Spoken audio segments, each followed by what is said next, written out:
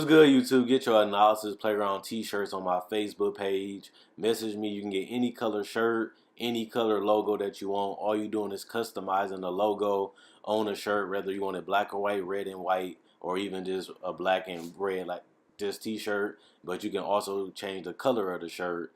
And let me know if you want one. Message me on Facebook and I can get one sent out to you. Bye.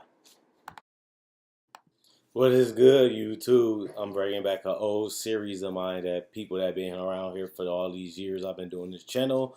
We're going to bring back the NBA, what to expect. This is basically predicting how a season will go while also adding in how the players play, the coaching, how they play, and the goal of how far they can go in the playoffs or even if they will make the playoffs. Kind of like a season preview. I just got my own spin of it called What to Expect. And we're going to talk about my favorite team and a team I've been a fan of for my whole life, and that's the Boston Celtics. This team has a lot of hype.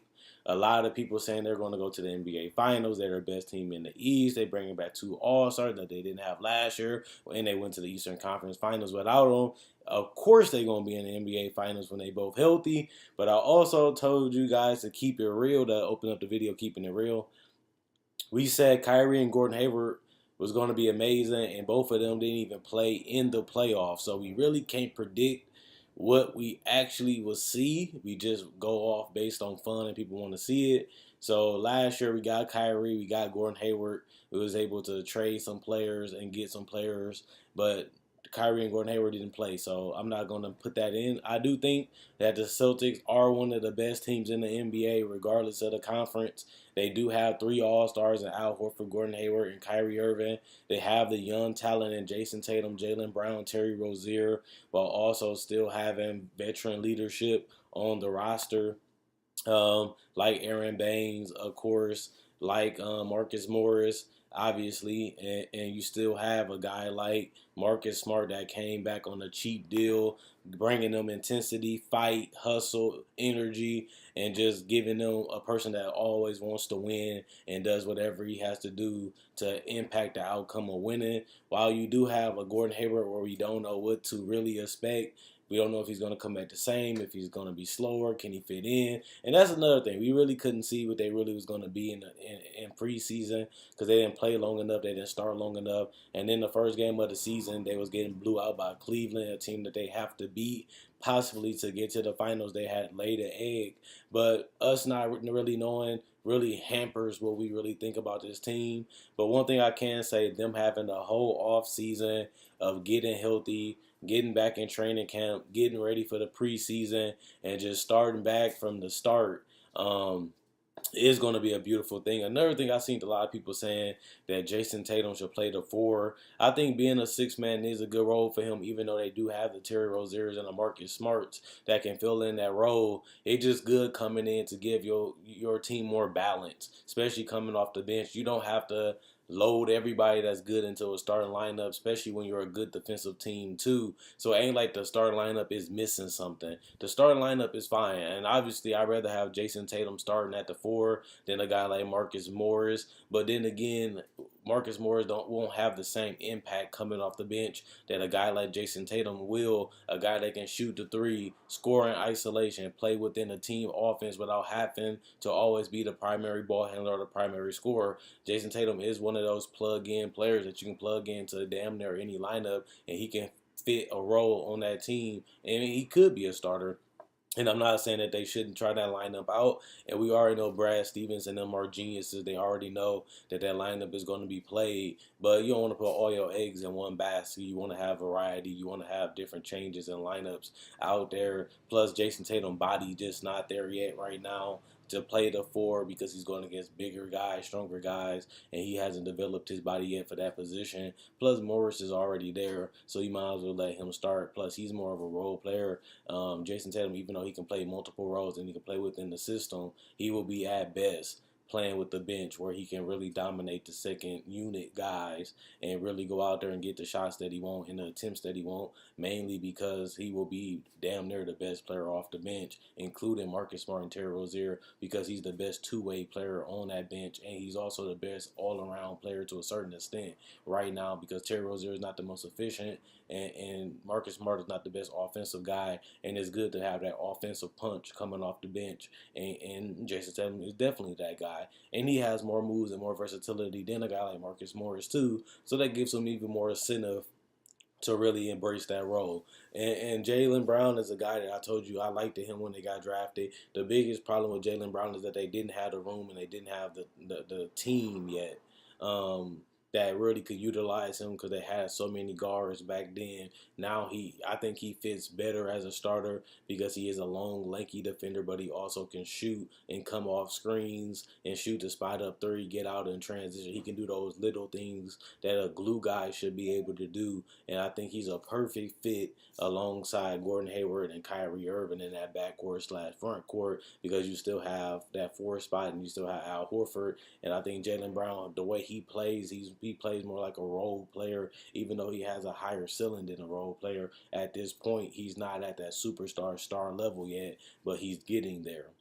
And, having Kyrie back, what kind of Kyrie will you give? He been having the same knee surgery. This was one of his better, most efficient years, and he has really led this team. Remember, they won 16 in a row to get that number one seed in the NBA for majority of the first half of this season. And Kyrie Irving was the guy that was really leading the charge, helping in comebacks, closing out games, believing in his teammates. Sometimes he played aggressive, sometimes he let them play their role, and that's something that we really didn't see Kyrie do in Cleveland until he was getting on to the point where he was leaving. And I feel like that was a growth in the development of him.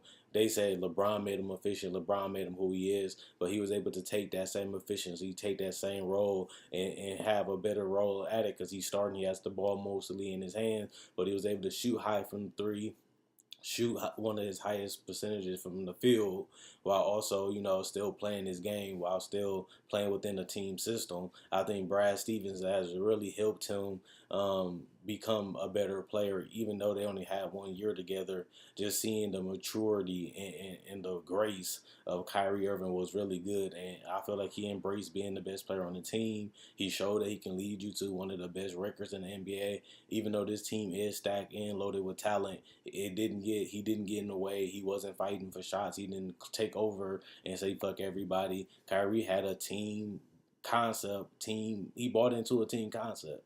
And it really has helped him, and it really has helped the team, and even him letting people take over. And he's going to have to do that now with Gordon Hayward now, because Gordon Hayward is one of the best players. He was an all-star in the Western Conference this last year. Well, 2 seasons ago now. He was an all-star in the Western Conference. He was the best player on the team, including Rudy Gobert, who's an all-NBA player. He was the best player on that roster. He was one of their most versatile players, a guy that can play multiple positions while also handling the ball, shooting a three, all or off the ball, a good creator, giving another ball handler, another dynamic to this team. With Kyrie Irving coming back healthy, gives them another option that can create an isolation, create from the top of the key, that can shoot the three on or off the ball. That gives them something that they didn't really have consistency last year because Jason Tatum was on and off a little bit throughout the season. At least we know what Gordon Hayward brings to the table, what he can do. We don't really know, like I said, what to expect from him because he was injured. I'm just going based off how he played in Utah, his versatility, and the way he is a solid defender too. I really enjoyed it. I really enjoyed this team last year, but the sky is the limit now. A lot of these players know how to play with each other. The biggest thing is acclimating back Gordon Hayward into this team. Other than that, this team has really fought and came back. Remember, we had a lot of games where we should have lost, but we never gave up. We never stopped, and we just kept going and trusting in our defense. And that's the only thing I learned about the Celtics team. It's hard for young teams to know how it is to win. It's hard for young teams to buy into a team concept because they all trying to prove themselves. They all trying to get the money. They all want to be the star. They all want to be the guy. And it's also hard for a young team to actually want and care about defense. And that's one thing that really kept us in a lot of games. And that's one thing that helped us come back and win a lot of games, was that everybody knew that what they was capable of. Everybody knew what their role was, and everybody trusted each other. Sometimes the offense was just so ugly, but the team just kept going and kept believing and never gave up, and that allowed us to come back and win a lot of games, and it helped us become a better team because we had to trust and believe that in each other to really make these moves and to really make these plays and to stay steady and focused throughout the whole 48 minutes, and that allowed us to come back from a lot of games, and that's maturity, and that's something you really don't honestly and truthfully see in a lot of young teams, especially, when it comes to the defensive end, and especially when it comes to buying into a team concept. Al Horford was a guy that definitely stepped up in the playoffs, showing that he is more than just a guy that can shoot the spot up three. He is a solid rebounder. He is a great team defender. He is a great rotation defender. He is a great solid rim protector for his size and his athleticism level, and the fact that he's getting older. He showed that he still has a lot left in the tank, and he still is one of the best team players in the game, and he's a guy that's willing to accept any role as long as the team is winning. And that's the type of veteran you do want, while also knowing that he's one of the best players on the court. His ego and his play style, you couldn't tell. And that's the type of guy that you want on your team. That's the type of guy that you want to play with. And that's why they paid him the amount of money they paid him. And it paid dividends because they have made it to the Eastern Conference Finals the last 2 years. And now this is supposed to be the year that we all hope and believe that the Celtics will make it. And if you just being real, if you really look at the teams, it's really no team besides really the Rockets that you really look at and say this team can compete with the Warriors. This team can compete with the Warriors, especially when they added DeMarcus Cousins. But when you look at Al Horford, you look at Marcus Morris or Jason Tatum at that four, you look at Jaylen Brown and Gordon Hayward and look at Kyrie, they match up and fit the type of play style that you want to beat the Warriors. They fit the handling, the scoring, the three-point shooting, the defense, the movement, the length, the versatility, the size, the athleticism, the speed, the quickness, everything that the Golden State Warriors have, the Celtics have. They're just not at the same talent level as a Steph Curry and the Clay and the Kevin Durant, but they have the same type of style, the same type of personalities, the same type of roles, and the same type of bodies. It's just that they're not at the skill and IQ levels right now. So I think this can potentially be a rivalry with the Warriors, because if nobody can really beat this Celtics team in the East and they continue to grow and get better and develop together, this could be an ongoing rivalry with the Celtics and the Warriors if both teams can really continue to do this throughout the seasons. So I think that they are the best team against the Warriors. I do think they have the best lineups, the best versatility, the best length, the best size, and the shooting, and the creators, and ball handlers that the Warriors do. It just, they're not as polished. They're not as, we really don't know what to expect because this is a whole new season. I'm really just going all based off last year, but when you look at both of these rosters, they have a lot of similarities. Even when it comes to the coach preaching ball movement, team defense, moving the ball, having a multiple ball handler, having the multiple scorers, having the long, lanky defenders, the long, lanky defender that can handle the ball and shoot the threes, they basically identical.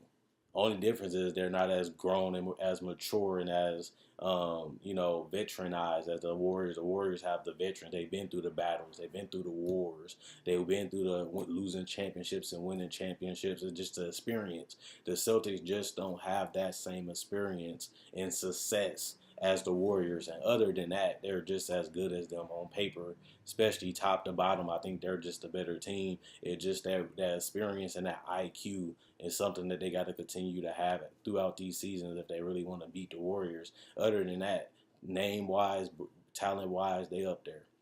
So let me know what you guys think about the Boston Celtics. Do you think they can beat the Warriors? Do you think they're the best team in the NBA? Do you think they're under the Warriors? Do you think they're the second best team in the NBA? Do you think they're one trade away, one piece away? Or do you think they got to continue to develop and to continue to grow? My last prediction, I do predict that the Celtics will end up with the number one seed in the NBA. I feel like they have finished with the number one record in the Eastern Conference, and I do think they will go to the NBA Finals. As of right now, not looking at any trades or the trade deadline based off the roster right now. I do feel like they're going to be the number one team in the East, and I do feel like they're going to be the number one team um, going to the NBA Finals out of the East. I think they're going to come out the East and have at least a game six against the Warriors. I think they're losing six against the Warriors.